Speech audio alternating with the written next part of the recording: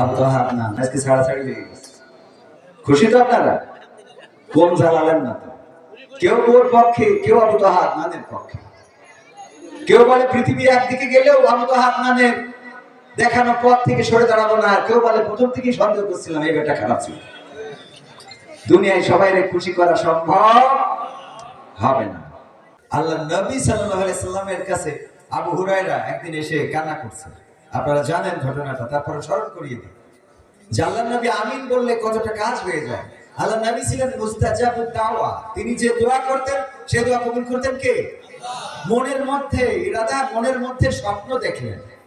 মনের মধ্যে স্বপ্ন দেখলেন যে যদি কাবা ঘরটা যদি কিবলা হতো তাহলে আমার এই মদিনা থেকে একটু সুবিধা হতো যে আমি কাবার দিক মুখ করে নামাজ পড়ছি। মনের মধ্যে কল্পনা জল্পনা করেছেন, স্বপ্নের মধ্যে এঁকে ফেলেছেন যে যদি কাবাটা কোনোভাবে কিবলা হয়ে যেত। আল্লাহ রাব্বুল আলামিন নামাজের মধ্যে ওহী নাজিল করে কিবলা পরিবর্তন করে দিলেন। বলেন সুবহানাল্লাহ। মসজিদে কিবলাতাইন দেখেছেন আপনারা? যারা মদিনায় গিয়েছে তারা জানে মসজিদে কিবলাতাইন এখনো দুইটা কিবলা করা আছে, দুই দিকে মেহরাব করা। ওই উপরের তলায় তাকালে দেখা যায় উপরের তলায় করে রেখেছে। এটা মসজিদে কিবলাতাইন, যেখানে আল্লাহ নবী মনে মনে কল্পনা করছিলেন যে যদি মক্কাটা হয়ে যেত কোনোভাবে। আবু হুরায়রা কান্না করছেন। আল্লাহ নবী বললেন যে এই সকালে তুমি কান্দো কেন? কইলো যে কান্না করছে এই জন্য মা আমার পিটাই বাড়ি থেকে বের করে দিয়েছে। আল্লাহ রাসূল বলেন মা তোমাকে মেরেছে এটা নিয়ে আমার কিছু বলার নাই। তোমার মায়ের বিচার করার ক্ষমতা আল্লাহ আমারে দেয় নাই। আল্লাহ রাব্বুল আলামিন কারো মায়ের বিচার করার ক্ষমতা আমাকে রাখে নাই। মা সন্তানকে মেরেছে এটা নিয়ে বিচার করা যাবে না। আবু হুরায়রা তুমি আমার কাছে নালিশ করে কোনো লাভ নাই। আবু হুরায়রা বললেন ওগো নবী আপনার কাছে নালিশ করেছি বিচার করার জন্য নয়, আপনার কাছে নালিশ করেছি বিচার চেয়ে নয়, আমার মায়ের বিরুদ্ধে নালিশ নিয়ে আসি নাই। আমি এসেছি আপনি যদি একটু দোয়া করতেন তাইলে একটু কাজ হয়ে যেত হয়তো। আল্লাহর নবী বললেন কিসের জন্য দোয়া করব, কিসের জন্য দোয়া করব? আবু হুরায়রা বললেন ওগো আল্লাহর নবী আমার মা একজন মুশরিক, আমার মা ঈমান আনে নাই, আমার ঈমান আনাটা পছন্দ করে নাই। আমি ঈমান আনার কারণে আমার মা আমার উপরে ক্ষিপ্ত ছিল। কালকে রাত্রে বাড়িতে যেতে দেরি হয়েছে। মা জিজ্ঞাসা করলো কোথায় ছিলে এত রাত পর্যন্ত? আমি বললাম ওগো মা আমি ছিলাম নবী মুহাম্মাদের কাছে সাল্লাল্লাহু আলাইহি ওয়াসাল্লাম, তার কাছে আমি ছিলাম। এই কথা শোনার পরে মা ক্ষিপ্ত হয়ে গেল, আমাকে মারা শুরু করলো। পিটাতে পিটাতে এক পর্যায়ে বলল আমার বাড়ি ছাড়তে হবে যদি নবী মুহাম্মদকে নবী মানো, আর তা না হলে নবী মুহাম্মদকে ত্যাগ করতে পারলে আমার বাড়ি থাকতে পারবা। কোনটা করবা, বাড়ি ত্যাগ করবা নাকি নবী মুহাম্মদের কদম ছেড়ে দিবা? আমি মাকে বললাম ওগো মা তুমি যদি মারতে মারতে আমাকে মেরেও ফেলো, তুমি যদি বাড়ি থেকে বের করে দাও, এমনকি দুনিয়া থেকেও বের করে দিতে চাও, তবু আমার কোনো আপত্তি নেই, নবী মুহাম্মদ সাল্লাল্লাহু আলাইহি সাল্লামের কদম ছাড়তে পারবো না। এই কথা বলার পরে আরো ক্ষিপ্ত হয়ে মারলেন এবং বের করে দিলেন। আল্লাহর নবী বললেন এখন কি করতে পারি? নবী যদি দোয়া করতেন আল্লাহ আপনার দোয়াটা শুনবেন, আল্লাহ যেন আমার মাকে হেদায়েত নসিব করে দেয়। আল্লাহর নবী সাল্লাল্লাহু আলাইহি সাল্লাম দুটি হাত তুললেন আর দোয়া করলেন ওগো রব তুমি দয়া করে আবু হুরায়রার মাকে হেদায়েতের আলো প্রজ্বলিত করে দাও, তার হৃদয়ের মধ্যে নূর ঢেলে দাও। ওগো আল্লাহ তুমি আবু হুরায়রার মাকে দ্বীনের জন্য কবুল করে নাও, ইসলামের জন্য কবুল করে নাও। আবু হুরায়রা দৌড় দিলেন। অন্য সাহাবীরা জানে আবু হুরায়রা রাদিয়াল্লাহু তাআলা খুবই ভদ্র মানুষ, এত জোরে তো দৌড়ায় না। টান দিয়ে বললেন ওগো আবু হুরায়রা দৌড়াও কেন? কি হয়েছে তোমার? গোলমাল হয়েছে নাকি? কি ঝামেলাটা কি? কেন দৌড় দিলে? আবু হুরায়রা বলে আমারে ছেড়ে দাও, বাড়িতে যেতে চাই। আমি বাড়িতে গিয়ে দেখতে চাই আল্লাহর নবী আমার মায়ের জন্য দুটি হাত তুলে দোয়া করেছেন। আমি বাড়িতে যেয়ে দেখবো আমি দৌড়ে আগে বাড়ি পৌঁছালাম নাকি আল্লাহর নবীর দোয়া আরশে আজিমে পৌঁছে গিয়েছে। আবু হুরায়রা রাদিয়াল্লাহু তাআলা বর্ণনা করেছেন আমি বাড়িতে গিয়ে যখন দরজায় নক করলাম, ভিতর থেকে আওয়াজ আসলো কে? আমি বললাম ওগো মা আমি তোমার সন্তান আবু হুরায়রা দরজায় দাঁড়িয়ে। মা বললেন বাবা দাঁড়াও দরজাটা খুলছি। আবু হুরায়রা বলেন আমার মা যখন এই কথাটা বলেছে তখন তার কথার মধ্যে আমি হেদায়েতের নূরের আওয়াজ পেয়েছি। আমার মন বলে নিল আমি বাড়িতে পৌঁছানোর আগে আল্লাহর নবীর দোয়া আমার বাড়িতে পৌঁছে গেছে। আল্লাহর নবীর দোয়া বাড়িতে পৌঁছে গেছে। আবু হুরায়রা বললেন দরজা খোলার পরে মা জননী আমাকে ডাক দিয়ে বললেন ও আবু হুরায়রা আমি তোমাকে মেরেছি, আমার হৃদয়টা বড্ড কষ্ট পেয়েছে। কেন মারলাম তোমারে, কেন পিটালাম, কেন বাড়িতে করে দিলাম, সারাটা রাত আমার ঘুম হয় নাই। আমার মনতে বললো আমি এমন মানুষের কাছে গিয়েছি আমার সন্তান, যে মানুষের নামে কোনো গীবত, যে মানুষের নামে কোনো খারাপ কথা, কটু কথা এই সমাজে নাই, যে মানুষ কোনোদিন কাউকে খারাপ বলে নাই, যে মানুষ কোনোদিন কাউকে গালমন্দ করে নাই, যে মানুষ কোনোদিন কাউকে কষ্ট দেয় নাই, গালি দেয় নাই, মারে নাই, পিটাই নাই, ধরে নাই, কারোর সাথে অন্যায় আচরণ করে নাই, এমন একজন মানুষের কদমের কাছে গিয়েছে। কেন তারে মানলাম? আমার অনুশোচনা হয়েছে। ওগো আবু হুরায়রা, তুমি নিয়ে চলো তোমার নবী মুহাম্মাদের কাছে, আমি সেখানে যে পড়ে নিতে চাই লা ইলাহা ইল্লাল্লাহু মুহাম্মাদুর রাসূলুল্লাহ সাল্লাল্লাহু। আল্লাহর নবী দোয়া করলেন, কবুল হয়েছে না হয় না? আল্লাহর নবী দোয়া করলেন, ওগো আল্লাহ, তুমি যদি আবু জাহেল, ওমর, আবু সুফিয়ান, উতবা, সাইবা, মুগিরা এই জাতীয় প্রভাবশালী কোন ব্যক্তিকে ইসলামের জন্য কবুল করে নিতে, তাইলে তোমার ইসলামের মর্যাদাটা বেড়ে যেত। ওগো আল্লাহ, তুমি এমন প্রভাবশালী কাউকে কবুল করে নাও তোমার দ্বীনের জন্য। আগের রাতে দোয়া করেছেন, পরের দিন মিটিং হচ্ছে, নবী মুহাম্মদকে কে মারতে পারবে, কে তারে কাটতে পারবে, কে তার মাথা থেকে ধর থেকে মাথাটা আলাদা করে দিতে পারবে। ওমর রাদিয়াল্লাহু তাআলা তরিবার তরবারিটা উঁচু করে ধরে বললেন, এটা আমি করতে পারবো। সবাই বলল, ওমর ইবনে খাত্তাব, তার সাহস আছে, তার শক্তি আছে, সামর্থ্য আছে। ওগো যুবকেরা শুনে নাও, ওমর ইবনে খাত্তাব কেমন ছিলেন? নবীর মাথা কাটার মতো অত্যন্ত সাহস দেখিয়েছিলেন। ওমর ইবনে খাত্তাব ছুটে চললেন, নবীর মাথা কাটবেন। সাহাবীরা খবর শুনে ঘিরে ধরেছেন, কাছে আসতে দিবে না। আল্লাহ নবী সাহাবীদেরকে বললেন, আসতে দাও, জায়গা করে দাও, রাস্তা করে দাও। ওমর রাদিয়াল্লাহু তাআলা এসে দাঁড়ালেন। আল্লাহর নবী দাঁড়িয়ে ওমর রাদিয়াল্লাহু তাআলা বাহুতে ঝাঁকা দিয়ে বললেন, ওগো ওমর, আল্লাহ কি তোমার মনের অবস্থার পরিবর্তন এখনো করে নাই? ওমর রাদিয়াল্লাহু তাআলা তরবারিটা নবীর কদমের কাছে রাখলেন এবং বললেন, ওগো নবী, আমি তওবা করেছি, আমি আমার বোন এবং আমার ভগ্নিপতি ইসলাম গ্রহণের খবর শুনে তাদেরকে এমন প্রহার করেছি, এত পিটিয়েছি, তারপরে তারা ইসলামের বাণী ছাড়তে চায় নাই, কালেমার বাণী থেকে সরে আসতে চায় নাই, আপনার কদমটা ছাড়তে চায় নাই। আমি বুঝতে পারলাম নিশ্চয় এমন কোন বাণী, যেই বাণী রক্তপাতকে ভয় পায় না, যেই বাণী মৃত্যুকে ভয় পায় না। কি এমন বাণী আমার বোনের কাছে শুনলাম? আল্লাহ আমার হৃদয়ে হেদায়েতের আলো প্রজ্বলিত করেছে। এই তরবারি, যেই তরবারি দিয়ে আপনার গলা কাটতে এসেছিলাম, ওগো নবী, আপনার কদমের কাছে সঁপে দিয়ে বলছি, আজকে থেকে ইসলামের বিরুদ্ধে যে কথা বলবে, ওমরের তরবারি তার বিরুদ্ধে অবস্থান নেবে। দোয়া করেছিলেন কে? আল্লাহ নবী দোয়া করেছেন সাল্লাল্লাহু আলাইহি সাল্লাম। আর কবুল করেছেন কে? আল্লাহ রাব্বুল আলামিন কবুল করেছেন। ওগো আমার ভাইরা, এই জন্য বিশ্ব নবী হযরত মুহাম্মদ সাল্লাল্লাহু আলাইহি সাল্লামের নাম যখন শুনবো তখন কি বলবো? সাল্লাল্লাহু আলাইহি সাল্লাম। এই ওয়াজটাই অন্তত মনে রাখেন। বেশি ওয়াজ শোনার দরকার নাই, অল্প ওয়াজ শোনেন, অল্প আমল নাজাতের জন্য যথেষ্ট হবে। অনেক জানি কিন্তু মানি না, এমন আছে না নাই? বলেন, আছে না নাই? অনেক জানে মানে না, অনেক বলে মানে না, অনেক বলে, অনেক ওয়াজ করে, কবির বিন সামাদ তার বাইরে নাকি ধরা খালি বুঝা যায়। ঠিক না ঠিক? পারিবারিক ঝামেলাটা সামনে এনেছে তার স্ত্রী, এটা নিঃসন্দেহে অন্যায়। পারিবারিক ঝামেলা পরিবার দিয়ে মেটানো দরকার ছিল। কিছু মানুষ আছে যখন মাছ পায় না তখন ছিপে কামড় দেয়, আছে না নাই? সম্মান দেয়ার মালিককে আল্লাহ রাব্বুল আলামিন, কেড়ে নেওয়ার মালিককে। তবে হ্যাঁ, অবশ্যই যারা যে পথে চলেন সেই পথের কদর করার দরকার আছে না নাই?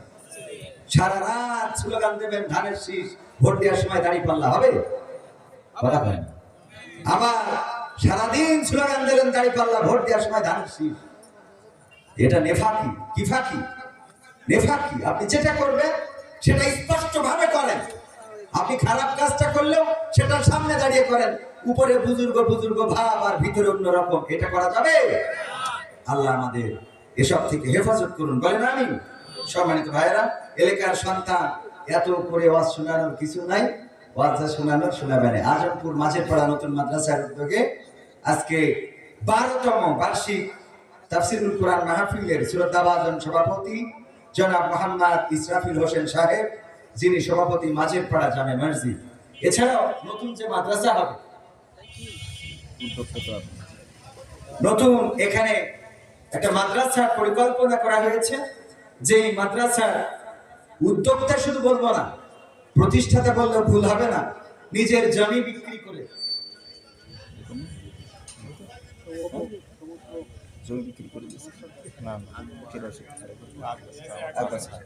ও আমাদের আরেকজন, উনি সভাপতি না, কিন্তু উনি নিজের জমি বিক্রি করে মাদ্রাসা প্রতিষ্ঠিত করছেন, আমাদের আকবর চাচা।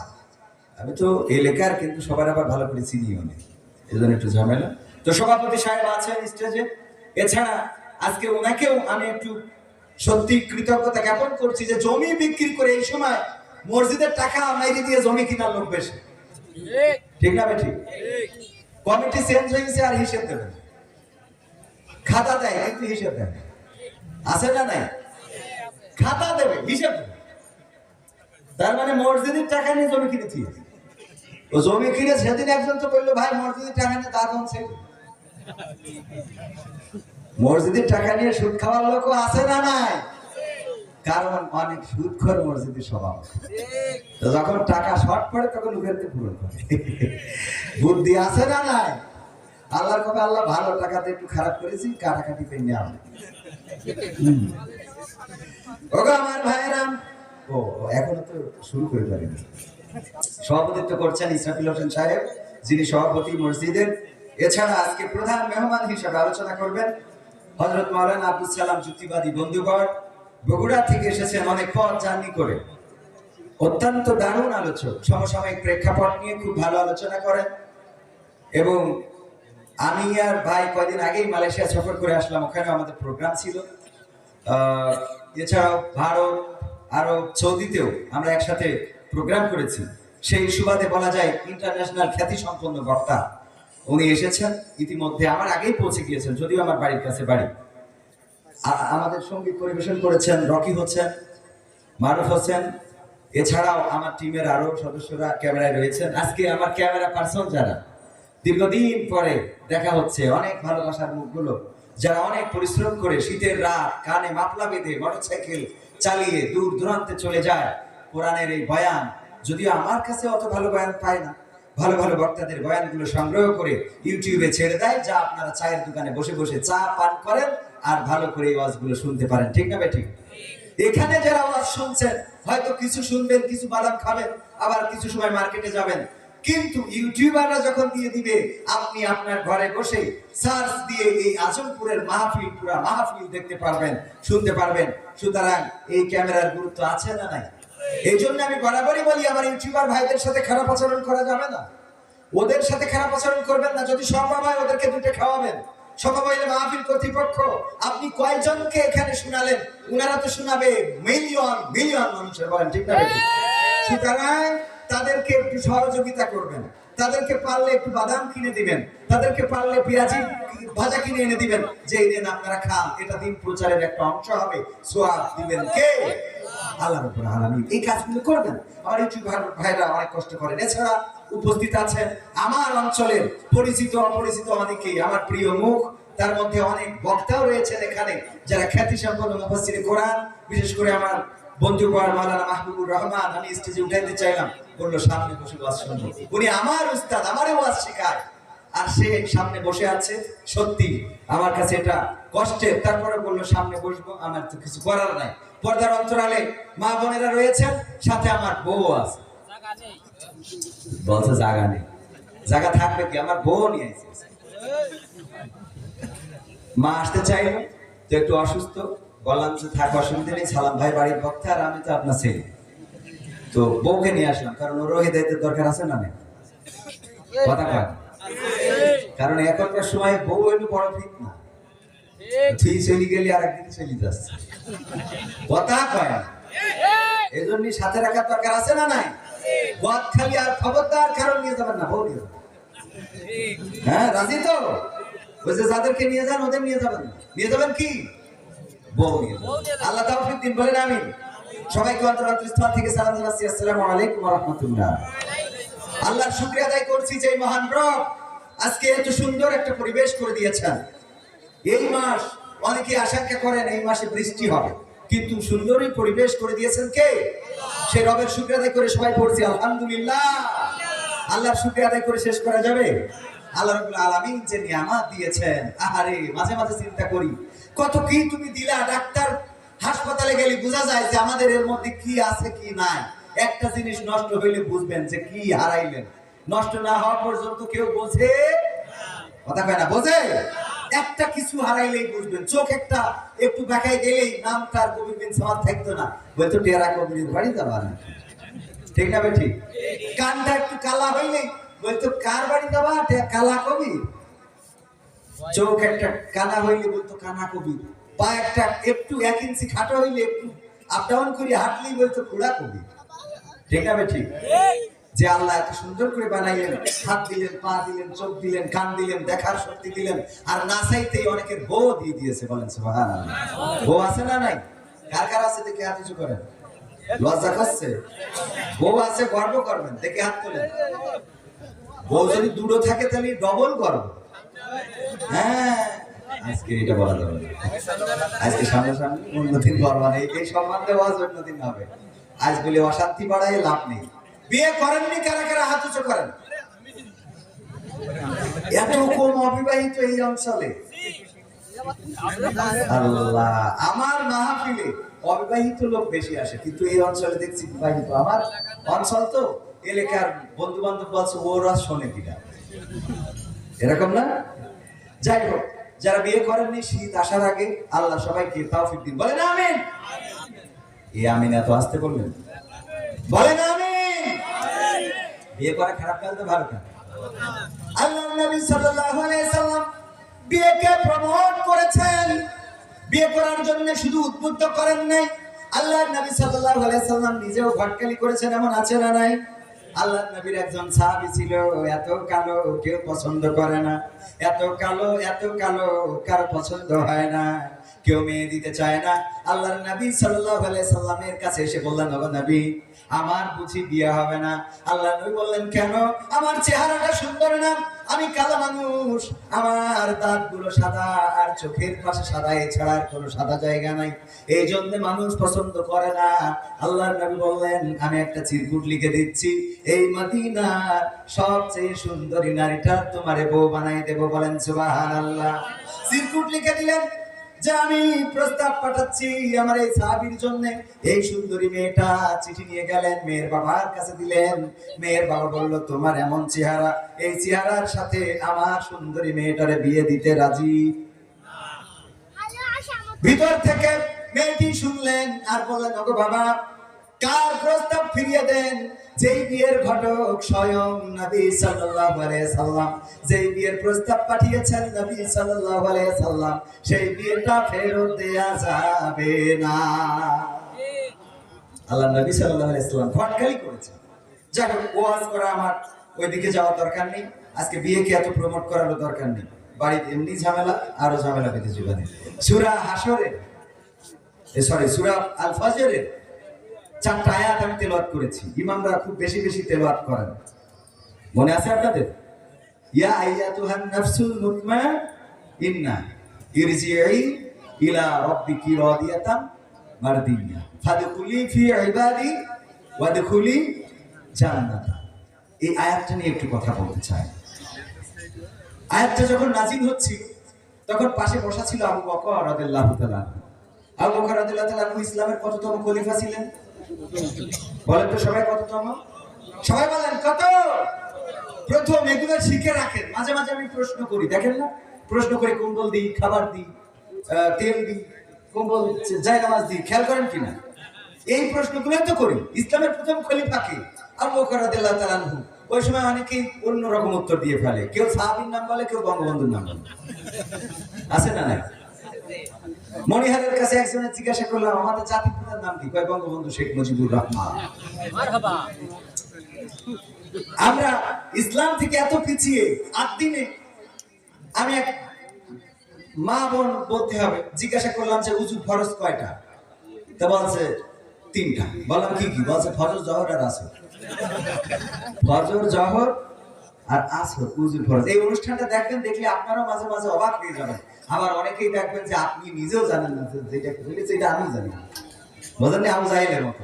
আবু জাহেলের কাছে একবার তার ভক্তবৃন্দ এসেছে একটা বস্তু নিয়ে, বলল বৃষ্টি হয়েছে, বৃষ্টির পানিতে এটা ভেসে এসেছে, কি আমরা চিনতে পারছি না। আবু জাহেল সামনে ওটা দেখে কিছুক্ষণ কান্নাকাটি করলেন, তারপরে কিছুক্ষণ হাসা শুরু করলেন।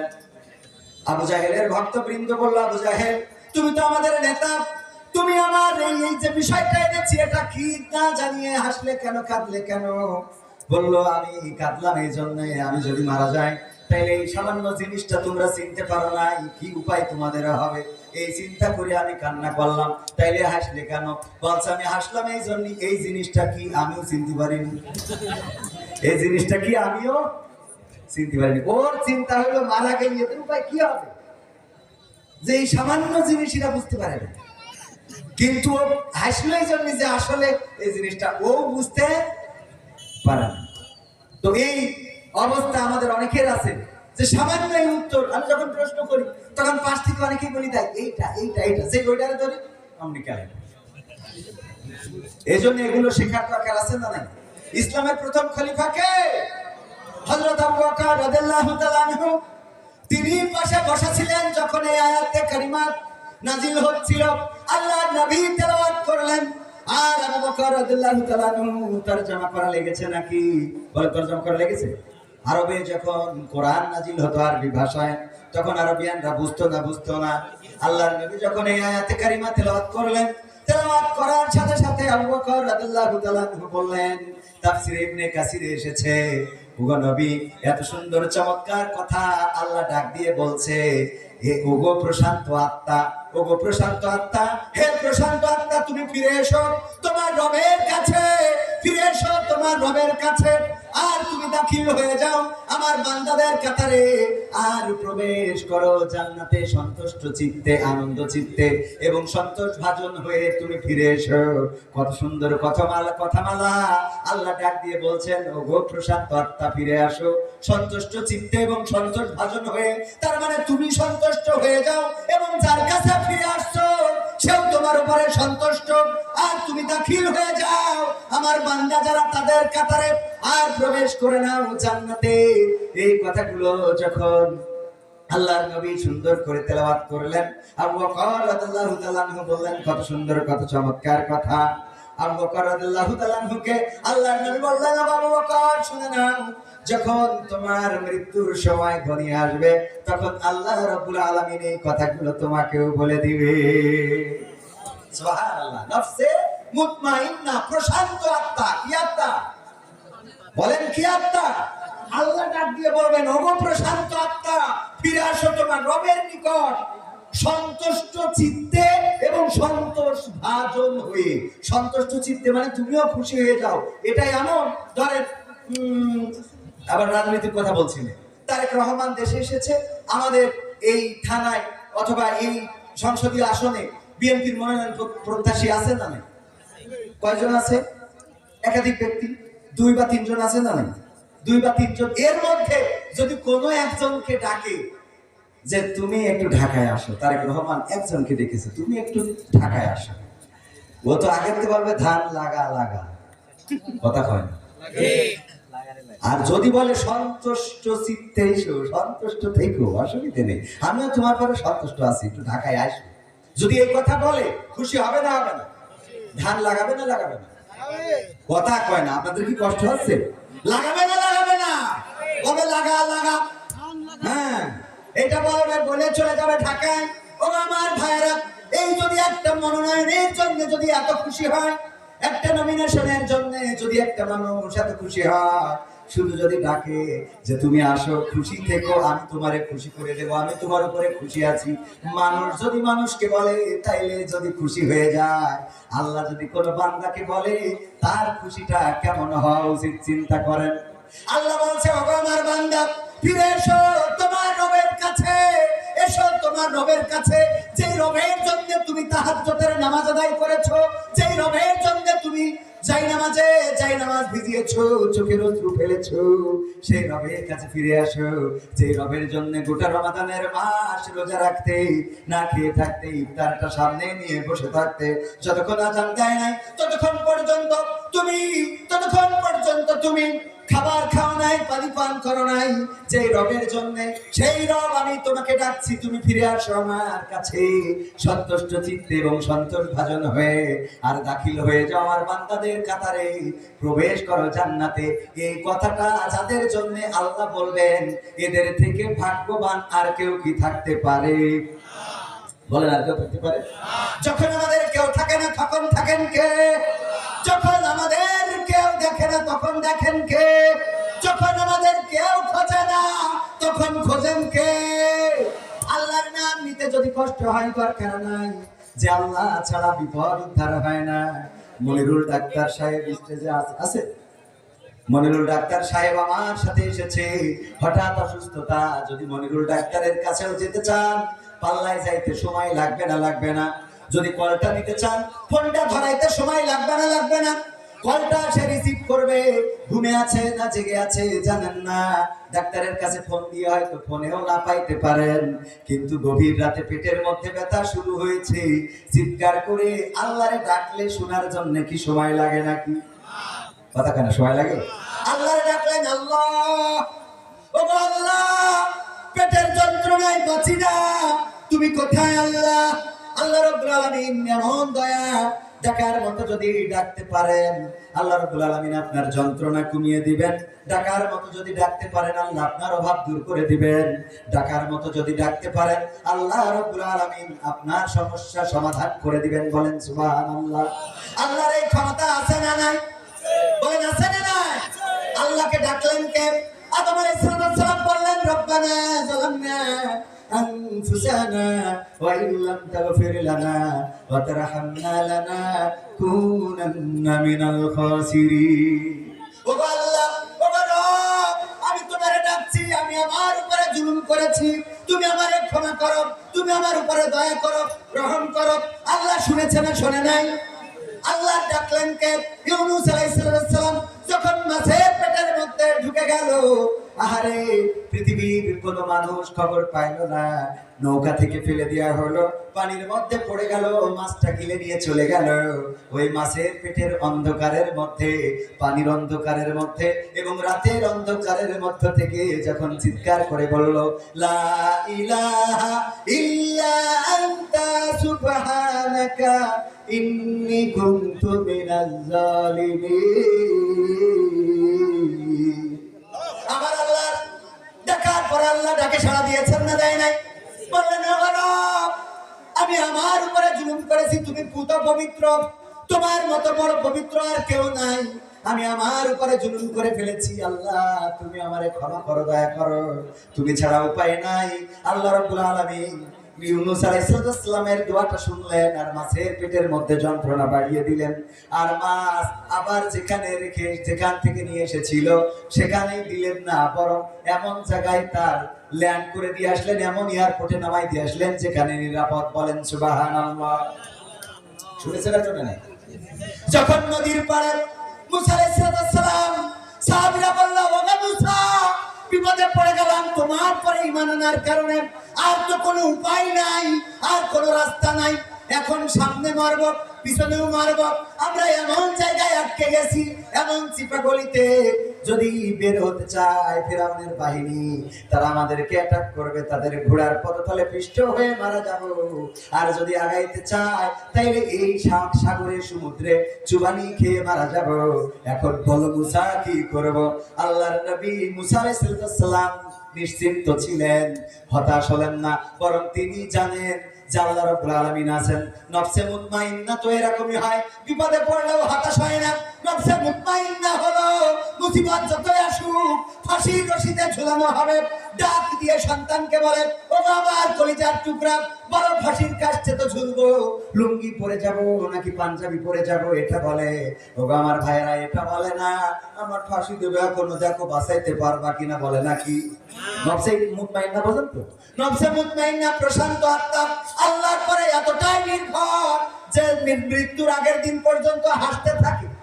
কথা কেন দেখেন কোরআনের পাখি মৃত্যুর আগের দিনও এমন হাসি দিয়েছেন যেন এক খালি চাঁদ এসেছে। আরে 13টা বছর কারাগারে মুখের মধ্যে মলিনতা কি ছিল, কিন্তু এখন যারা আছে বের করলে মনে হয় এখনো 13 মাস হয় নাই, তাও চেহারার দিকে কি তাকানো যায়? বলো কেন যায়? তাকানো যায় না। কারণটা কি? কারণটা হলো তাদের আল্লাহর প্রতি কনফিডেন্স নাই, আত্মবিশ্বাস নাই। আল্লাহর প্রতি তাদের বিশ্বাস না থাকার কারণে ওরা নফসে মুতমাইন্না হইতে পারে নাই। এই জন্য দুশ্চিন্তা আছে না নাই? কথা কেন দুশ্চিন্তা আছে না? আর নফসে মুতমাইন্না তারা জানে বেঁচে আছি মানে আল্লাহ আছে, মরে গেলেও কে আছে, জেলে থাকলেও কে আছে, বাইরে থাকলেও কে আছে। মাঠের মধ্যে যদি যান তাও আল্লাহকে পাওয়া যায় না, যায় না। সিজদায় যদি ডাকেন আল্লাহকে পাওয়া যায় না, যায় না। আপনি যেখানে যে অবস্থায় থাকেন, ও আমার যুবকেরা, প্রেমের জন্য ঘুরে বেড়ায়, ভালোবাসার জন্য ঘুরে বেড়ায়, বদখালি যায়, ওই পার্কে ঘুরে বেড়ায়, ফুল নিয়ে কত মানুষের আহারে কত বড় কাঙাল, প্রেমের জন্য কত কি করে। ওই যে প্রেমে সাকসেস হইতেছে ঢাকায় ছাত্র দলের একজন নেতাকে হত্যা করেছে, দেখেছেন না দেখেন নাই? হত্যা করার সাথে সাথে ধারণা করা হয়েছিল হয়তো রাজনৈতিক কোন হত্যা হতে পারে, কিন্তু আহারে ঘটনাটা কি বের হলো, একজন নারীর জন্য তার জীবনটা দিতে হলো। মিন্নির মতো ঘটনা ঘটেছে বরগুনার মিন্নির নাম আপনাদের মনে আছে না নাই? ত্রিভুজ প্রেমে জড়িয়ে গিয়েছে, প্রাইভেট টিচার যিনি তার সাথেও প্রেম করেছে। আমার ক্লাস 4 থেকে শুরু করি স্যার একজনের সাথে লাইন মারা, 9 বছরের প্রেম আর প্রাইভেট টিচারের প্রেম। চিন্তা করে কার সাথে যাব, কার খাবো, কার সাথে থাকবো, এই দুইটা ব্যালেন্স করতে পারে না। আগের প্রেমিকরে বলিছে নতুন দ্বারে দুনিয়াতে সরাই দাও, যাতে অন্তত আমি সিদ্ধান্ত ভালোভাবে নিতে পারি। একটা মায়ের কোল খালি করে দিল, খালি সিদ্ধান্ত নেবে যে ওর নেই, আমার টেনশন নেই, এখন যেটা এইটার সাথে চলবে। লোকজন আগে আসতে বলো আসবে না, ওদের যা বলার সিরকুট বলবেন, ওদের মধ্যে কথা বলা যাবে না। তো সে যতই লেখা ছেলে সিরকুট দেবেন, এনে পড়বো তারপরে কথা বলবো। ভাইরা আমার, ও আমার ভাইরা, এই মিন্নির মতো ঘটনা ঘটেছে ঢাকায়। তৃতীয় তলায় যে দরজায় নক করেছেন, কিন্তু পরিকল্পনা তো তাদের এবং নারীদের পরিকল্পনা অত্যন্ত জঘন্য। নারীরা শেষ করে দিতে পারে। আদম আলাইহিস সালামকে জান্নাত থেকে বের করেছে, জান্নাত থেকে বেরোতে হয়েছে যদি আল্লাহর পরিকল্পনা ছিল। তবুও আমাদের হাওয়া আলাইহিস সালাম শয়তানের ওয়াসওয়াসায় পড়ে গিয়েছিল, বলেন ঠিক না বেঠিক? আমাদের আদি মাতা শয়তানের ওয়াসওয়াসায় পড়ে গেলেন, আর আদম আলাইহিস সালামকেও সেই গন্ধক ফল খাওয়ালেন। এর বিনিময়ে কি হয়ে গেল? লজ্জাস্থান থেকে কাপড় সরে গেল, জান্নাতের কাপড়গুলো আল্লাহ রাব্বুল আলামিন কেড়ে নিলেন, তারপরে জান্নাত থেকে দুনিয়ায় পাঠিয়ে দিলেন। আমার ভাইরা, এই জন্য নারীদের ষড়যন্ত্র থেকে নিজেদেরকে আল্লাহর কাছে পানাহ চাইবেন। যদি সে বউ হয়, পানাহ চাইবেন কার কাছে? বারবার দোয়া করবেন, রব্বানা আতিনা ফিদ দুনিয়া হাসানা ওয়া ফিল আখিরাতি হাসানা ওয়া কিনা আযাবান। মুখস্থ আছে না? পড়েন, রব্বানা আতিনা ফিদ দুনিয়া হাসানাতাও ওয়া ফিল আখিরাতি হাসানা ওয়া কিনা আযাবান নার। হে রব, তুমি আমাকে দুনিয়ার কল্যাণ এবং আখিরাতের কল্যাণ দান করো এবং জাহান্নামের আযাব থেকে রক্ষা করো। আল্লাহর কাছে দুনিয়ার কল্যাণ চাইবেন, আখিরাতের কল্যাণ চাইবেন। সালাতুল হাজত পড়বেন, যত মুসিবতে পড়েন, যত বিপদে পড়েন, সালাতুল হাজত পড়বেন।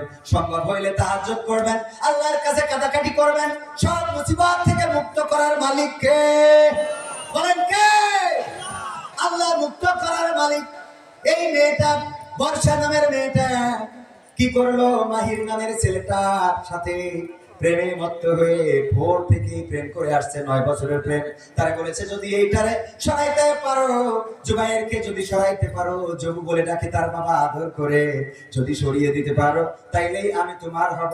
হাতেও করা হলো, দরজায় নক করলো, দরজাটা খোলো, আমাকে একটু বাঁচাও। ওই মেয়েটা বলেছে তুমি না মরলে আমি মাহিরের হইতে পারবো না, সুতরাং তুমি মরে যাও সেটাই ভালো। এই যে মেরে ফেললো, আহারে এই প্রেম, এই ভালোবাসা। এখন একজন মায়ের কোল খালি করলো, অপরজনের মা আবার ওই আসামিকে এনে ধরিয়ে দিয়েছে, নিজে পুলিশের কাছে সুপোর্ট করেছে। আর যেই মেয়েটার কারণে সেও এখন জেলখানায়। বলেন দেখি প্রেম কি ভালো কিছু বয়ে আনলো না খারাপ কিছু? তাইলে প্রেম কি করা যাবে? না, করবেন না। প্রেমের পিছনে ঘুরবেন না।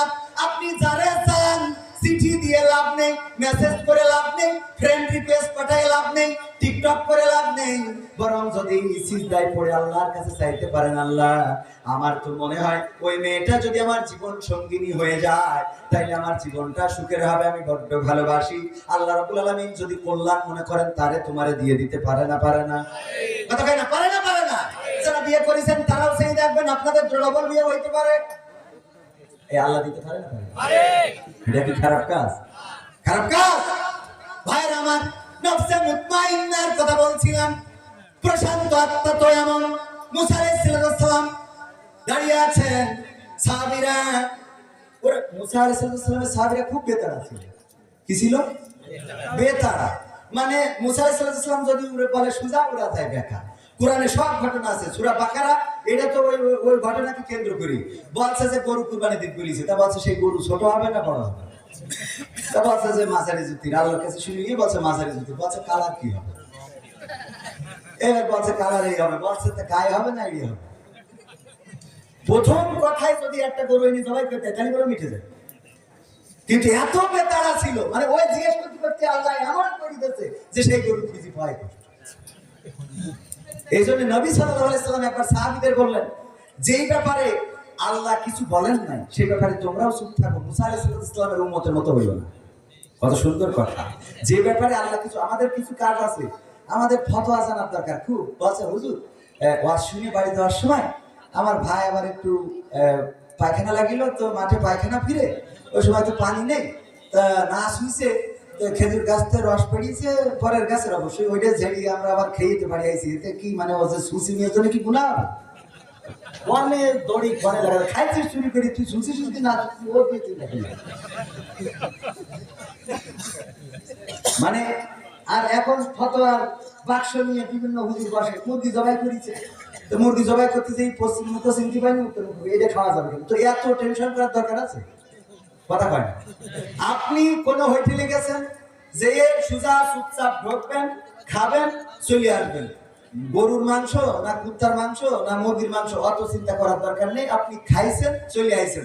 যদি শুকরের মাংস হয় আপনার যদি কোনো অসুবিধা নেই, কিন্তু যদি সন্দেহ পোষণ করেন গরুর মাংস হইলে খাওয়া যাবে।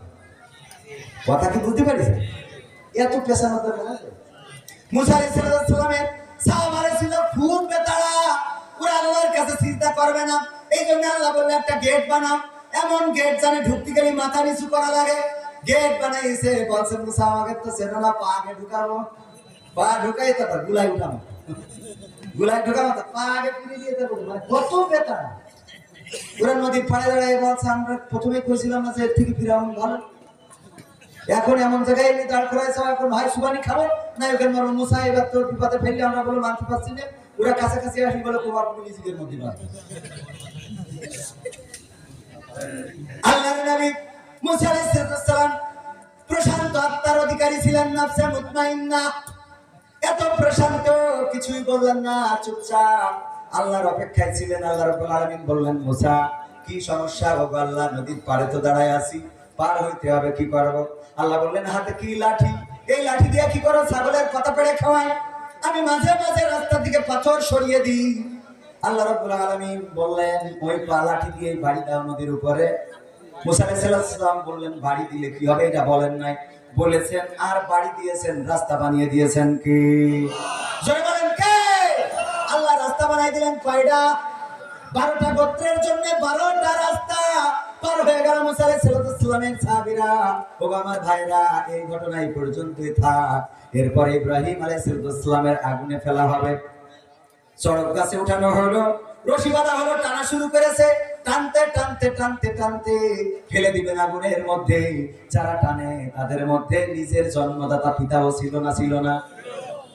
ইব্রাহিম আলাইহিস সালাম ভয় বলল, নমরুদ আমার ভুল হয়েছে, প্লিজ আমাকে ক্ষমা করেন।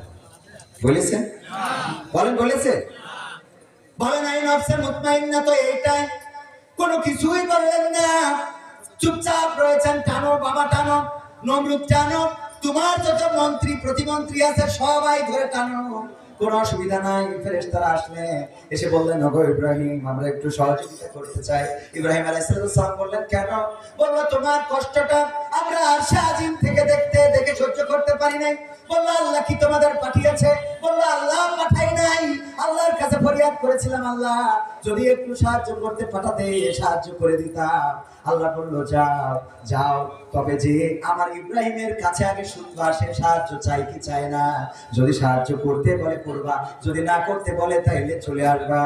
ইব্রাহিম আলাইহিস সালাম বললেন, ওগো ফেরেশতারা তাইলে ফিরে যাও সেই আল্লাহর কাছে, যে আল্লাহ তোমাদের থেকে আমার মনের অবস্থা আরো ভালো জানে। সুবহানাল্লাহ বলবেন না? তোমাদের থেকে আমার আল্লাহ আরো ভালো জানেন। তোমরা মনের অবস্থা কি জানো? আল্লাহ তো দেখে আমার মনে কি হয় কি না হয়। আল্লাহ রাব্বুল আলামিন কি করলেন? ইয়া নারু কুনি বারদাও ওয়া সালামান আলা ইব্রাহিম। আল্লাহ বলেন, ও ইব্রাহিম তুমি আমার ইব্রাহিমের জন্য ঠান্ডা আরামদায়ক এয়ার কন্ডিশনের মতো হয়ে যাও, আগুন ফুল বাগান হয়ে গেল। এটাই হলো নফসে মুতমাইন্না, এটাই হলো নফসে মুতমাইন্না। আল্লাহ রাব্বুল আলামিনের প্রতি যার আত্মা সন্তুষ্ট হয়ে যায়, আর আল্লাহ রাব্বুল আলামিন যে আত্মার প্রতি সন্তুষ্ট হয়ে যায়। আইয়ুব আলাইহিস সালাম রোগে ভুগতে লাগলেন, সন্তান মারা গেল, সম্পদগুলো সব শেষ হয়ে গেল, স্ত্রীরা চলে গেল, শুধু রহিম আলাইহিস সালাম ছাড়া। এই অবস্থার মধ্যেও আল্লাহর নবী আইয়ুব আলাইহিস সালাম আল্লাহরে ডাকা ছেড়ে দিলেন না। এটা বললেন না, ওগো আল্লাহ তুমি আমারে কেন রোগ দিলে? আমি তো সারাদিন তোমার জিকির করি। এই কথা একবারও বলেন নাই, একবারও এমন কথা উচ্চারণ করেন নাই। অসুস্থর পরে অসুস্থ, গায়ে ঘা হতে হতে পোকা হয়ে গেল, পোকাগুলো গা থেকে ঝরে ঝরে পড়ে। এরপরে আস্তে করে যখন জিহ্বায় পোকা ধরে গেল, জিহ্বাগুলো খাওয়া শুরু করে দিল, তখন আইয়ুব আলাইহিস সালাম ডাক দিলেন, ওগো রব, হে আমার রব, তোমার কাছে কোনো অভিযোগ আমি কোনোদিন করি নাই।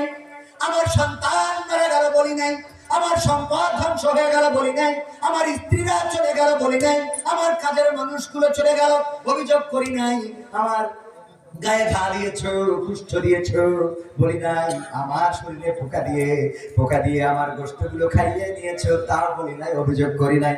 ও আল্লাহ, আজকে অভিযোগ করা ছাড়া কোনো উপায় নাই, কারণ আমি এত কষ্টের মধ্যেও আমি তোমার জিকিরটা করতাম আমার জিহ্বা দিয়ে, আর আজকে তুমি আমার সেই জিহ্বায় পোকা দিয়েছো, আর ওই পোকা আমার জিহ্বাটা খেয়ে ফেলে।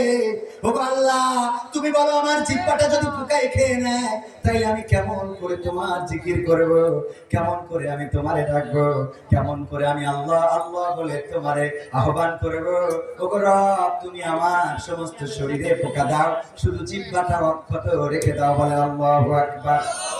আল্লাহ রাব্বুল আলামিন বলেন, আইয়ুব আমার পরীক্ষা নেওয়া শেষ, তোমার আর দুশ্চিন্তার কারণ নাই, সব ফিরিয়ে দিলাম। সুবহানাল্লাহ। ফিরিয়ে দিলেন কে? আল্লাহ আবার সব ফিরিয়ে দিলেন। সম্পদের জায়গায় চলে আসলো, সন্তান স্ত্রী সব চলে আসলো, শরীর আবার আগের মতো ভালো হয়ে গেল। এটাই হলো নফসে মুতমাইন্না। আপনি কষ্ট পান, দুঃখ পান, রোগে থাকেন, শোকে থাকেন, ডাকবেন কাকে? দূর করার মালিককে। আমার মা আসে নাই, আমার মা থাকলে সব কথা যাচাই করতে পারতো। আমি আপনার এলাকার সন্তান, এই অঞ্চলে এই পথেই বাইসাইকেল চালিয়ে বড় হয়েছি। পাল্লা মুকামতলা দাখিল মাদ্রাসার ছাত্র আমি, অনেকেই চেনেন। আমার রবিউল চাচা আছেন, ডাক্তার রবিউল চাচা, আব্বার সাথে ঘুরে বেড়াতেন। আব্বা মারা যাওয়ার পরে আমার মা পরের বাড়িতে কাজ করার মতো ভূমিকাও রেখেছেন, মানুষের কাছে হাত পেতেছেন, কিন্তু ধৈর্য হারা হন নাই। মানুষের কাছে গিয়েছেন, বাবা মারা যাওয়ার পরে একের পর এক বিপদ আসতেই থেকেছে। বাবা মারা যাওয়ার পরে আবার 2 বছর পরে আমার ভাগ্নি মারা গেল। আমার মায়ের সমস্ত গায়ে কুষ্ঠ রোগ দেখা দিল, সমস্ত শরীরে ঘা। এই ঘা নিয়ে আমাদের এমপি ছিল মুহাদ্দিস আবু সাঈদ সাহেব রাহিমাহুল্লাহ, উনার কাছে গিয়েছিলেন সহযোগিতার জন্য। আল্লাহ এমন একটা পরিস্থিতি আমাদের তৈরি করেছিলেন যে আমি হোটেলে কাজ করা, থালা বাসন মাজা পর্যন্ত করেছি, গার্মেন্টসে কাজ করেছি, আল্লাহর পথ থেকে সরে দাঁড়ায় নাই। যেই মালয়েশিয়ায় পরিশ্রম করতাম, এখন সেই মালয়েশিয়ায় আবার মেহমান হয়ে যে ওয়াজ শোনাই, বলেন সুবহানাল্লাহ। এটা করে দিয়েছেন কে? আল্লাহর প্রতি যদি বিশ্বাস থাকে ঘুরে দাঁড়াবেন, আজ হোক কাল হোক দাঁড়িয়ে দেবেন কে? দাঁড় করিয়ে দেবেন কে? সম্পদ হারিয়ে গেছে, দুঃখ পাওয়ার দরকার নাই। সন্তান হারিয়ে গেছে, দুঃখ পাওয়ার দরকার নাই। একটা সন্তান মারা গেছে, কষ্ট পায়, পরের বার দেখা যায় আল্লাহ যমজ সন্তান দান করে দিয়েছেন, বলেন সুবহানাল্লাহ। দেয়ার মালিক কে? যদি আল্লাহর পরে আস্থা থাকে, যদি আল্লাহর পরে বিশ্বাস থাকে, যদি আল্লাহর পরে তাওয়াক্কুল করেন, নফসে মুতমাইন্না, যদি আপনি সিদ্ধান্ত আল্লাহর সিদ্ধান্তে অটল থাকেন। ইব্রাহিম আলাইহিস সালাম আল্লাহর সিদ্ধান্তে অটল ছিলেন। আল্লাহ বললেন ইয়া নারু কুনি বারদাও ওয়া সালামান আলা ইব্রাহিম, ও বাবুন তুমি আমার ইব্রাহিমের জন্য ঠান্ডা আরামদায়ক হয়ে যাও। এমনি ভাবে যুগে যুগে শুধু নবী পয়গম্বরদের নয়, আল্লাহর নবী আমাদের প্রিয় নবী মুহাম্মদ সাল্লাল্লাহু আলাইহি সাল্লাম হিজরতের রাতে যখন যাচ্ছেন, তখন আশ্রয় নিয়েছিলেন সাওর নামক একটা গুহা। যে গুহার নাম হলো গারে সূরা, আরবিতে বলে গারে হেরা, সাওর পর্বতের গুহা। আর কুরআন নাযিল হয়েছে কোথায় বলেন? গারে হীরা, হেরা গুহা।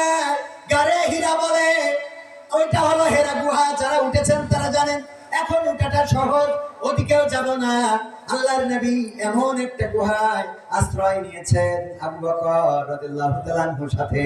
আর বিশ্বনবী সাল্লাল্লাহু আলাইহি সাল্লাম ওই গুহার মধ্যে যখন আশ্রয় নিয়েছে, পায়ের দাগ দেখে একজন কাফের চিনতে পারতো। ওই পায়ের দাগ দেখে হাঁটতে হাঁটতে হাঁটতে হাঁটতে পৌঁছে গেল ওই গারে সাওরের ওই জায়গায়, সাওর পর্বতের গুহার ওখানে পৌঁছে যাওয়ার পরে তারা কথোপকথন করছে। পায়ের দাগ তো এখানেই শেষ হয়েছে, নিশ্চয়ই এই গুহার মধ্যে আশ্রয় নিতে পারে। আবু বকর রাদিয়াল্লাহু তাআলা আনহু বললেন, ও নবী, আর কোন রাস্তা খালি রইল না, আর কোন রাস্তা বাকি রইল না। আল্লাহর নবী বললেন, আবু বকর কেন এমন কথা বললে? আবু বকর রাদিয়াল্লাহু তাআলা আনহু বললেন, ও নবী, উপরের দিকে একটু তাকিয়ে দেখে, কতগুলো কাফেররা সংখ্যায় বেশি, ওরা এই জায়গা পর্যন্ত চলে এসেছে, এখন নিচের দিকে তাকালেই আমাদের দেখে ফেলবে। আমরা তো সংখ্যায় মাত্র 2 জন, আর ওরা সংখ্যায় অধিক, আমাদের আর বাঁচার কোনো রাস্তা রইল না।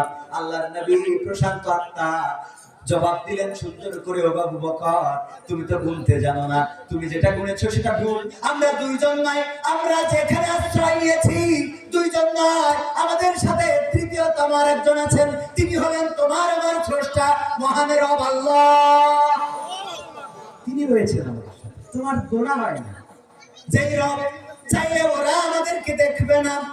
আল্লাহ রাব্বুল আলামিন কাফেরদের এমন মানসিকতা তৈরি করে দিলেন, ওরা নিচের দিকে তাকালো না, নিজেরা বলাবলি করলো, যদি এখানে মুহাম্মদ সাল্লাল্লাহু আলাইহি সাল্লাম আসতেন তাইলে এই মাকড়সার জালটা তো থাকতো না, কবুতর এখানে বাসা তো পারতো না, বাসা বুনতো না, এই জায়গায় সে থাকতে পারে না, চলো ফিরে যায়। ওরা নিজেরা কথা বলে আবার নিজেদের রাস্তায় চলে এসেছেন।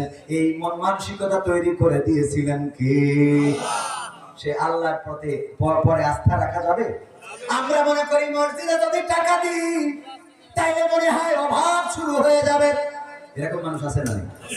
মসজিদে যে দান করতে চায় না, জুমার দিন আসে সবচেয়ে ছিঁড়া ফাটা নোট, যেই নোটটা আর ফকিরেও নেবে না, সেই নোটটা মসজিদে দান বাক্সে দেওয়ার মতো আল্লাহর বান্দা আছে না নাই? এখনো মসজিদের বাক্স ঝাঁকাইলে খটাং খটাং খটাং খটাং শব্দ হয়, তার মানে এখনো কয়েন গুলো মসজিদে আসে না। 2 টাকার নোট এখন ফকিরেও নেয় না। ফকিরে নিবে কি? ঢাকায় যেই দেখলাম, ওরে বাবা, কোন ফকির এখন মুখেও ভিক্ষা করে না, সবাই ওই ব্লুটুথ মাইক্রোফোন কিনে নিয়েছে, ব্লুটুথ ওই স্পিকার কিনে নিয়েছে। আল্লাহর বান্দা চেয়ারে বসে আর ওই ব্লুটুথ জুড়ে দিয়েছে, সার চেয়ারে বাসারে। যারা কোন ভিক্ষে করে তার চেয়ারে বসে, আমি বললাম আল্লাহ, আমরা হেঁটে করে আল্লাহ বসে বসে ভিক্ষে করে। কি আরাম আছে না? আমি প্রায়ই বলি আমার গেটের সামনে আমাদের আপনাদের এলাকায় আসলে ভ্যানে করে এক ফকির শুয়ে থাকে, মাইক বাজে সামনে, আসে না আপনাদের এলাকায়? হ্যাঁ, ওই অফিসার আসলো, আমি গেট খুলি, আমার আবার ফকির দেখলি কেন জানি একটু রাগ, কারণ রাসূল সাল্লাল্লাহু আলাইহি ওয়াসাল্লাম ফকিরদেরকে কাজের জন্য উৎসাহ দিয়েছে। এছাড়াও আল্লাহ রাব্বুল আলামিনের কাছে দুইটা অপছন্দের হালাল, দুইটা হালাল কিন্তু অপছন্দের, ঘৃণা। এক নম্বর হলো তালাক, আর দুই নম্বর হলো ভিক্ষাবৃত্তি। এই দুইটা কাজ আল্লাহর কাছে অপছন্দের, তবে হালাল। তো আমি অফিসারকে বললাম, ভিখারিতে যে গামলা ধরেছে, ফকির তো ভ্যানে শোয়া, আমি বললাম যে আপনি এই যে ভ্যানে করি ফকির ভিখারিতে আছেন, এটা না করি আপনি ভ্যান চালাই তো ফকির চালাতে পারেন। তো বলছে হুজুর আপনি বুঝতে পারেননি কে? তা বলছে আমি ফকির নিয়ে আসিনি, ফকির আমার এনেছে। কেন? তা বলছে আমি ফকিরের ড্রাইভার। ফকিরের কি ভাই? ড্রাইভার। কেমনে কি বলছে? ফকির আমার বেতন দেয়। বলছে ভ্যান, ওই যে মাইক, এই যে গামলা সব ফকির, ও আমার কাড়ি মিলে আমার চাকরি শেষ। ও তো ফকির না, ও মালিক। আল্লাহ, ও বস। আরবি ভাষায় কফি, হ্যাঁ আরবি ভাষায় কি? কাতারে বলে মুদি, আর সৌদি আরবে ইদুর, সিঙ্গাপুর, মালয়েশিয়ায় বলে বস। ও নিয়ে আসে, বস আমার মাসে মাসে বেতন দেয়, তাই আমি নিয়ে আসি, এই যে গামলা ধরি, এই করি বেড়াতে হয়। তার বলছি মাইক লাগানো কেন, একটু মুখি পথে বস অত কষ্ট করি পারে কিনা? আমি শুয়ে রিস খান বলছে বসে থেকে পারা যায় অত, আরামসে ঘুম যাচ্ছে, দায়িত্ব সবে। ও আমার ভাইয়েরা, এই ফকির আল্লাহ রাব্বুল আলামিন ফকিরকে ধনী করে দিতে পারে না। এক ফকিরের সার্চ করে দেখা গেল 2-3-4 লাখ টাকা ওর বাস্তার মধ্যে, খাওয়ার সময় হয় না, মারা যাওয়ার সময় দেখা যায় কত ফকির মারা গেছে, ঘরে টাকা ভর্তি, বাস্তার পরে টাকা ভর্তি, ভিক্ষে করতে মরে যায়, তার টাকার নেশা ছাড়ে।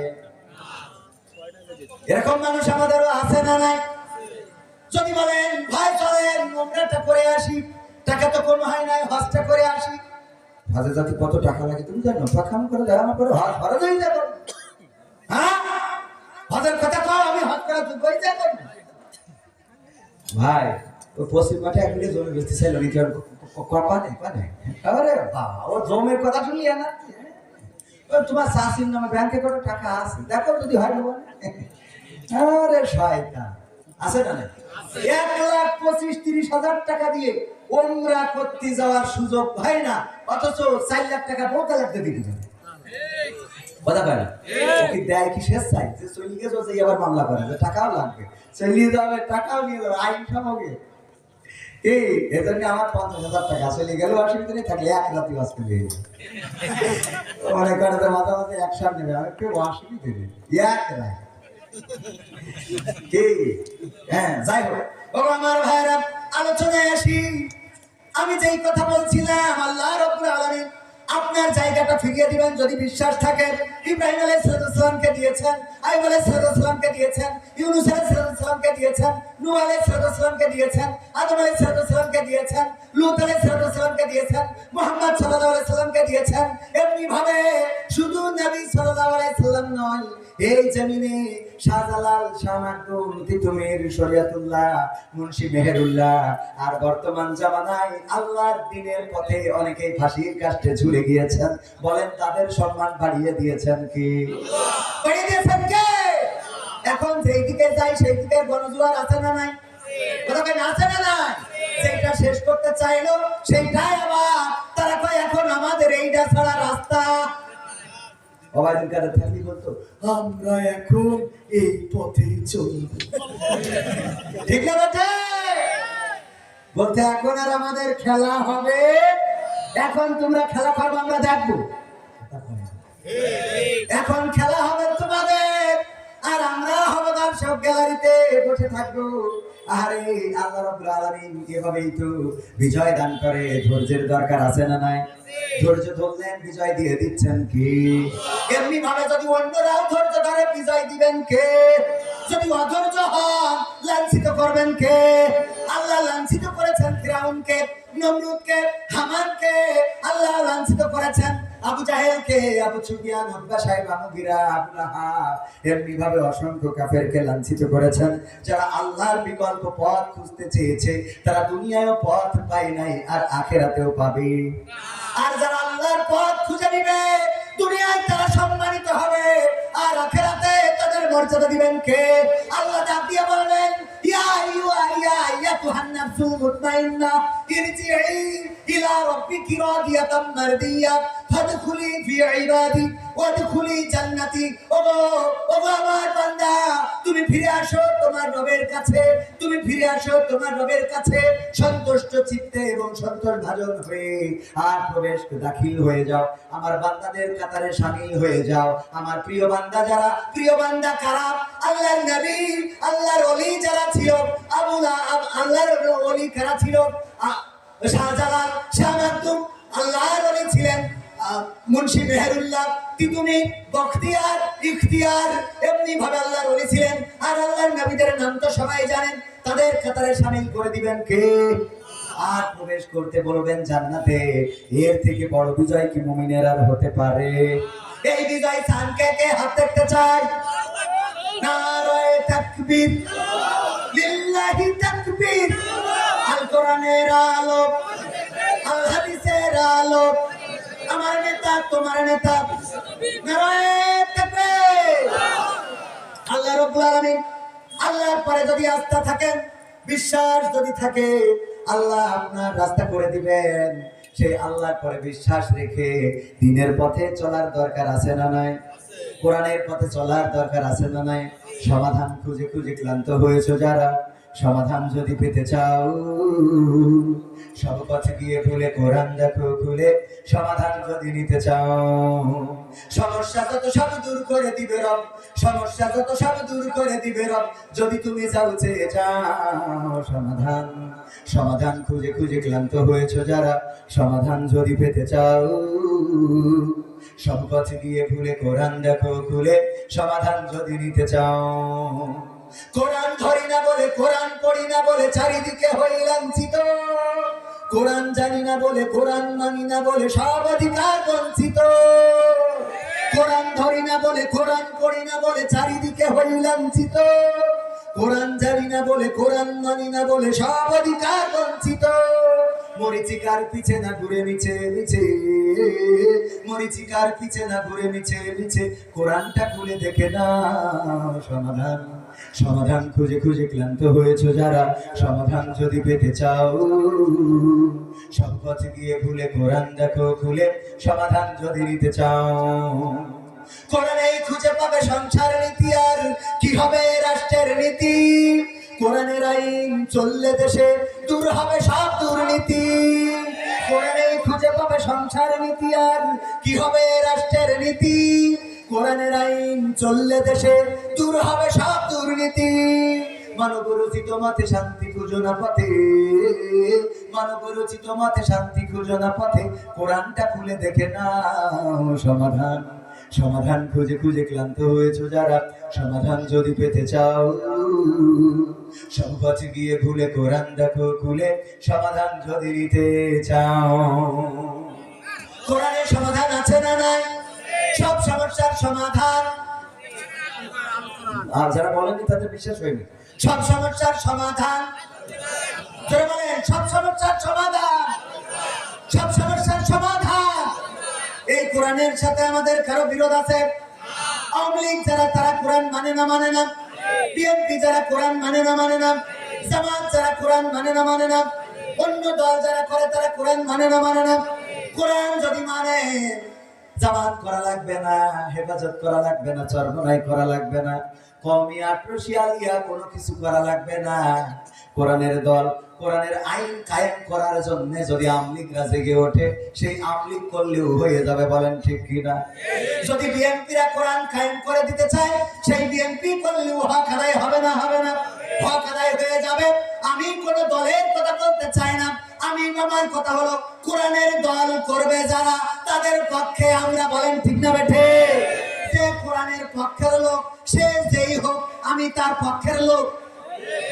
কথা ঠিক না বেঠে? কোরআনের পক্ষে যেই কথা বলবে, কোরআনের যে সত্য কথা আর কেউ বলে না। হাদিসের মধ্যেও জাল হাদিস, হাদিসের মধ্যেও হাদিসের প্রকারভেদ আছে না নাই? 6টা তো সহিহ গ্রন্থ। কোনটা কোনটা?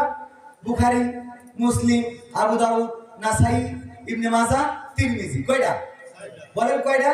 এই 6টা জিজ্ঞেস করলে অনেকেই বলতে পারবেন না, আমি ভালো পারি না, তাও শিখে ফেলেছি। কারণ না বললে মাঝে মাঝে ধরে বসে। তো এই 6টা হাদিস সিয়াসিত্তা আমরা সহিহ গ্রন্থ মনে করি। এই 6টারও প্রকারভেদ। বুখারী এবং মুসলিম শরীফে যে হাদিসটা এসেছে সেটাকে আমরা আরো গুরুত্ব দিয়ে বলি মুত্তাফাকুন আলাইহি। বলি না? বলি না যে এই হাদিসটা খুবই গুরুত্বপূর্ণ যে এই 2টা কিতাবে এসেছে। আবার অনেক রাবি আছে যে রাবি পরিচিত না, এই জন্য আমরা ওই সাহাবীগুলো ওই হাদিসগুলোকে গরীব হাদিসগুলো বানাই নিয়েছি। ওই হাদিসগুলোকে আমরা, অনেক হাদিস আছে যে হাদিসগুলোকে জালও বানাই ফেলেছি। এরকম আছে না? কথা কয় না। কিন্তু কোরআনের মধ্যে কি এরকম প্রকারভেদ আছে? বলেন আছে? সুতরাং কোরআন থেকে যে কথা বলে এর থেকে সত্য কথা আর কেউ বলে না। বলেন সুবহানাল্লাহ। কোরআন দিয়ে যে কথা বলে তার মতো সত্য কথা আর কেউ বলে। নবীর নামেও অনেক মিথ্যা কথা চালানোর লোক আছে। শিশু নবী মোস্তফায় রাস্তা দিয়ে হাঁটা যায়, হরিণ একটা বান্দা ছিল গাছের তলায়। আছে না? ছিল না? ছিল না? ওই সময় আমাদের মুরব্বীজনেরা শুনতো আর খাইতো, আহারে হরিণ একটা বান্দা ছিল। এই পর্যন্ত কোরআন হাদিস দিয়ে কি ঘটনা পাওয়া গেছে? এই কথা শুনিয়া গো কান্দে বিবি ফাতেমাই রে সাদের মদিনায়। এই সংসারে গরিব রে কেউ ভালোবাসেন নাই রে, ভালোবাসেন নাই। শুনতে মনে আছে না? শুনতে মনে আছে না? হ্যাঁ, এখন আর এইগুলো চলে, কারণ তখন কোরআন মানুষ জানতো না, পড়তো না, বুঝতো না, এই জন্যই যা চালাই দিত সেইগুলো চলে যেত। এখন আর এইগুলো চলার সুযোগ কথা কয় না। কিন্তু কোরআন থেকে যে বলেছে সে সত্য বলেছে। 1400 বছর আগে যে বলেছে, 14 কোটি বছর, 1400 কোটি বছর পরেও যে বলবে এইটাই সত্য কথা। বলেন সুবহানাল্লাহ। সুতরাং সেই কোরআনের কথা মানার দরকার আছে না নাই? আল্লাহ এই কোরআনে বললেন, ইয়া আইয়ুহাল্লাযীনা আমানু হাল আদুল্লুকুম আলা তিজারাতিন তুনজিকুম মিন আযাবিন আলীম। ওগো ঈমানদারেরা, আমি কি তোমাদের এমন একটা ব্যবসার সন্ধান দিয়ে দেব যে ব্যবসা করলে তোমরা কঠিন জাহান্নামের আযাব থেকে বেঁচে যাবে। আল্লাহ আমাদের কাছে জানতে চেয়েছেন যে এমন একটা ব্যবসা ধরাই দিই যে ব্যবসা করলে জান্নাতে যাবা। এই ব্যবসার দরকার আমাদের আছে না নাই? বলেন আছে না নাই? কার কার এই ব্যবসার দরকার? হাত উঁচু করেন যে জান্নাতে যাবেন। লিল্লাহি তাকবীর, নারায়ে তাকবীর। আল কোরআনের আলো, আল হাদিসের আলো। আমার নেতা তোমার নেতা। বাবা আমার ভাইরা, যদি জান্নাতে যেতে চান, যদি জাহান্নামের আযাব থেকে বাঁচতে চান, আল্লাহ বলল ব্যবসা ধরাই দিই। আমরা তো ব্যবসাটা খুব পছন্দ করি। আমি ওয়াজ করি, এত টাকা পাই। আবার এই শিলিগুড়িয়ায় আমার একটা এজেন্ট ব্যাংক আছে না নাই? চেনেন তো আপনারা? ইসলামী ব্যাংক। যদিও আমার খুব বেশি আশা পড়ে না, সময় পাই একটু কম। আমাদের ছেলেরা ব্যাংকটা দেখাশোনা করে, মাঝে মাঝে আসি স্বাক্ষর করার জন্য। কিছু ফাইল জমা হয়ে থাকে আমার জন্য। ও আমার ভাইয়েরা, এই ব্যাংকটা ব্যবসার জন্য নিয়েছি, অর্থের জন্য নিয়েছি। ওয়াজ করি, ব্যবসা করি, আবার আকিজ কলেজে চাকরি করি, এরপরে আবার নিজেও একটা মাদ্রাসা করেছি। তারপরেও টাকা আগায় না। এই জন্য এখন আবার মধু বিক্রি করি, তেল বিক্রি করি, চিয়া সিড বিক্রি করি, সিড মিক্স বিক্রি করি, ঘি বিক্রি করি। অনলাইনে আছে না নাই? মানে ব্যবসা দেখে কয়টা খুলে বলে আরো তো খোল। কি ব্যবসা কেমন পছন্দ করি? আল্লাহ দিলি। হ্যাঁ, শুধু ব্যবসার জন্য তো ব্যবসা না, কিছু খেদমতের জন্য ব্যবসা। কিসের জন্য? একটা হাসপাতাল করবো ছুটিপুরে, ইনশাআল্লাহ, যেন অত্র অঞ্চলে অবহেলিত যারা সুবিধা বঞ্চিত সেই মানুষগুলো যেন সেবা পায়, তার জন্য একটা হাসপাতালের পরিকল্পনা চলছে। আল্লাহ যেন কবুল করেন। বলেন আমিন। ইনশাআল্লাহ হয়ে যাবে। ওয়াজ করে যে টাকা পাই মনে রাখবে, এগুলো করার দরকার আছে না? মাদ্রাসা করে দিয়েছি গত বছর 1000 টাকা দিয়ে, আর এইবারের কিছু টাকা দিয়ে আলহামদুলিল্লাহ মাদ্রাসা কমপ্লিট। গত বছর করেছি, গত বছর মানে এই 2025-এর শুরু করেছি 200 ছাত্রছাত্রী। চিন্তা করতে পারেন এ দিয়ার মালিক কে? আমি চিন্তা করছিলাম 50 জন হয় কিনা, 200। আর আমার যারা সহযোগী আছে তারা জানে যে প্রতিদিন আমরা ফেরত দিই, প্রায় প্রতি সপ্তাহে আসে যে বাচ্চা ভর্তি করবে, আমাদের ক্যাপাসিটি নেই। বললাম যে মাপ চাই, আপনারা জানুয়ারিতে আসেন ইনশাআল্লাহ। আমার উস্তাদ মাহবুবুর রহমান আছে সামনে, উনিও জানেন প্রতিনিয়ত অভিভাবকরা জোর করে এসে বাচ্চাদের ক্লাসে বসে থাকে, কয় ভর্তি নেন আর না নেন বসে থাকবে। এই বছর আশা করছি যে 400 প্লাস হয়ে যাবে ছাত্রছাত্রী এবং পড়ার না। আলহামদুলিল্লাহ আপনার ছেলে জেনারেল পড়বে কিন্তু ক্লাস 8 এর মধ্যে ও কোরআনের 30 নম্বর পারাটা মুখস্থ করে ফেলবে। শুধু তাই না, ও এসএসসি পাস করবে, আইএ পাস করবে, অনার্স করবে, মাস্টার্স করবে, গ্রামে আসবে জুমার মসজিদের খুতবা দেবে। এমন স্কলার তৈরি করবো, খালি মনে করেন মাওলানা হইলেই নামাজ পড়াইতে পারে, হুজুর না হইলে পারে না, হুজুর বাদেও নামাজ পড়াই দেখাই দেবে যে ওরা কিরাম। আমার থেকে বড় বড় হুজুর হবে, ওয়াজ করবে, তা আমি সামনে বসে শুনবো খালি। আর আমার একটাই উদ্দেশ্য, যদি পরকালের ময়দানে কোনো একজন ছাত্র বলে আল্লাহ আমি কবির বিন সামাদের প্রতিষ্ঠিত মাদ্রাসায় পড়তাম, আল্লাহ তুমিও জাহান্নামে নিও না, ওরা একটু ক্ষমা করে দাও, আমার এইটাই সার্থক। এর বাইরে আর কিছু নেই। পরকালে যদি একজন দাঁড়াই বলে আল্লাহ জেনে নিয়ে যাচ্ছ, আল্লাহ ও তো আমাদের হুজুর ছিল, ও তো জীবনে পাঠ করেছি আর বুঝতে পারিছি, আল্লাহ ক্ষমা করে দাও, আমি ওই হুজুরি মাদ্রাসার ছাত্র ছিলাম, এইটাও আল্লাহ রাব্বুল আলামিন এতটুকুতে জাহান্নামের আগুনটা মাফ করে দিতে পারবেন। কোন আমলে আল্লাহ মাফ করবেন, কোন আমল